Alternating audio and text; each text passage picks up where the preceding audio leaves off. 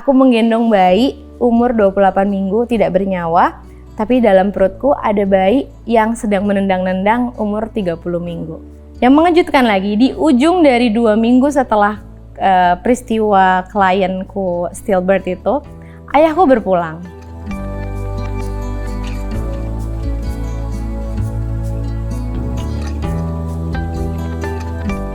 Halo, aku ibu dari 4 orang anak dan aku adalah seorang Certified Birth and Postpartum Doula.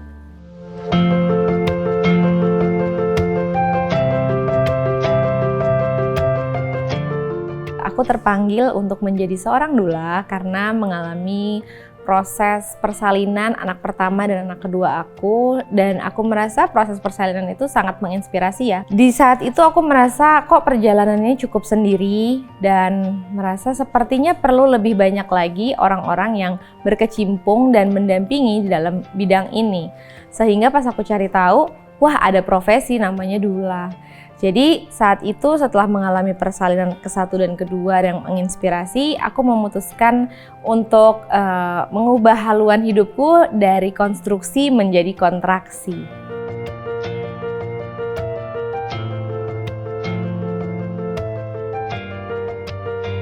Nah, surprisingly, aku lebih mudah beradaptasi menjadi doula justru karena dulunya aku adalah seorang arsitek. Kenapa?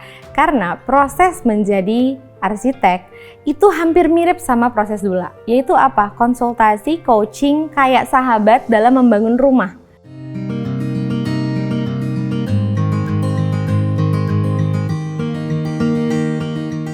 Kenapanya? Sebenarnya gini, ketemu dokter tuh berapa kali sih sebenarnya dalam satu masa kehamilan?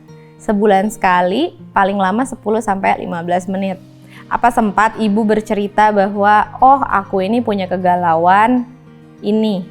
Mungkin dia bisa cerita sama suaminya, tapi pernah ditanya nggak kalau suaminya juga memiliki galauan yang sama? Kenapa melahirkan perlu nyaman dan tenang?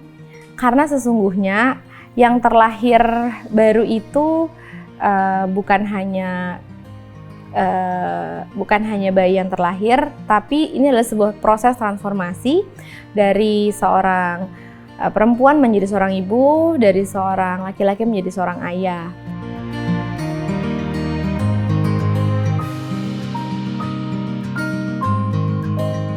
Pertama, sertifikasi di Indonesia belum banyak. Kalau mencari klien buat aku sih, kalau kita udah punya niat, somehow ada aja. Yang lebih rumit adalah yang ketiga, berkenalan dengan birth provider, meyakinkan bahwa birth provider kita ini bisa saling membantu, bisa menjadi satu tim yang solid.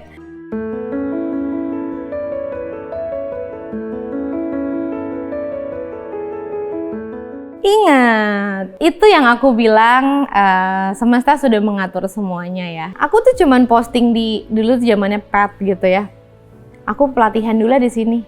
Datang-datang udah, ada yang ke rumah, temen aku hamil, aku mau didulain sama kamu.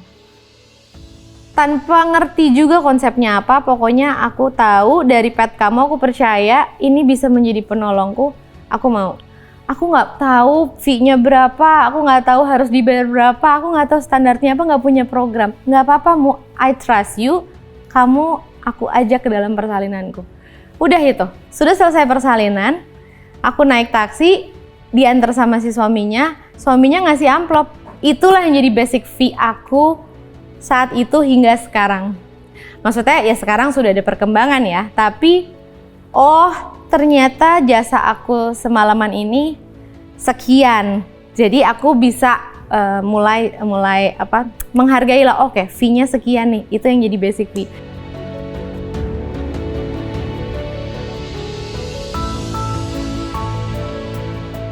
Pesanan pertama itu tidak berjalan dengan baik.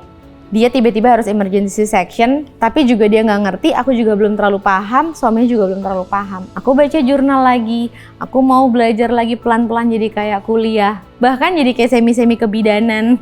Aku beli buku-buku kebidanan, aku beli buku-buku dari luar dan dari Indonesia yang teknis maupun spiritual.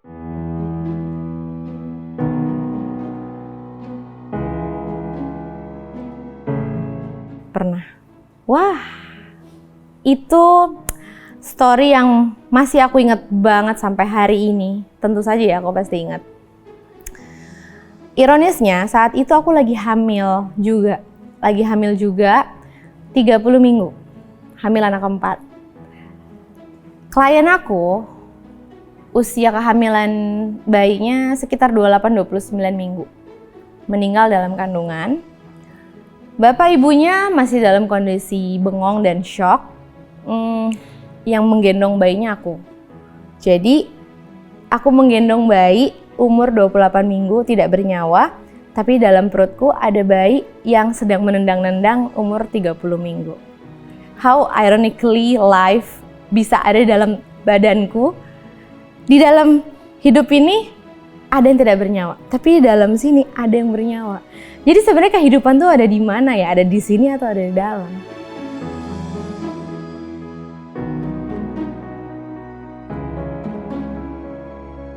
Aku freeze banget sih, karena coping mekanisme aku freeze. Kenapa aku freeze? Karena kalau aku lebih grieving daripada mereka, bagaimana mereka? Aku butuh recovery cukup panjang. Yang mengejutkan lagi, di ujung dari 2 minggu setelah peristiwa klienku stillbirth itu, ayahku berpulang.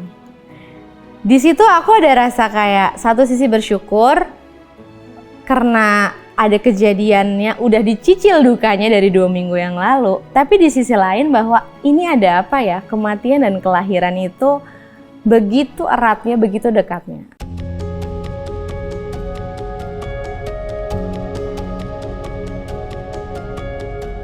Kalau boleh memilih 1-4 persalinan mana yang punya cerita agak berbeda sih, mungkin aku pilih persalinanku yang ketiga. Jadi anak aku yang ketiga ini lahir di rumah tanpa menunggu tenaga medis hadir atau tanpa menunggu kami bisa berangkat juga dari rumah menuju ke tempat bersalin.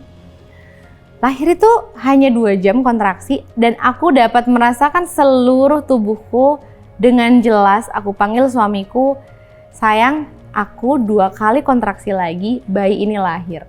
How do you know? Aku cuma bilang just know. This is my intuition, my feeling. Dia buka, karena aku posisinya lagi berlutut. Dia buka, sayang sudah ada kepalanya, kata dia gitu. Dan benar, 2 kali kontraksi bayi itu lahir. Suami aku ambil handuk, ya sudah, lahir aja begitu.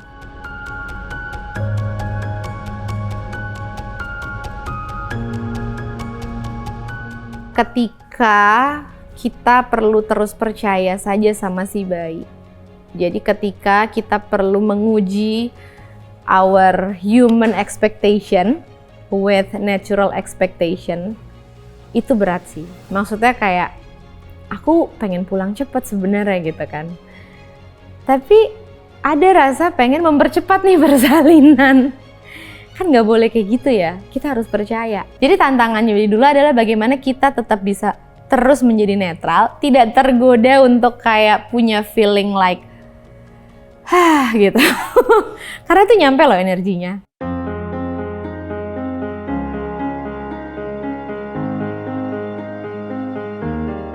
Thank you so much sudah mengerti bahwa bundanya ini perlu belajar. Perlu belajar untuk apa sih? Perlu belajar energi nurture itu ternyata perlu dilatih.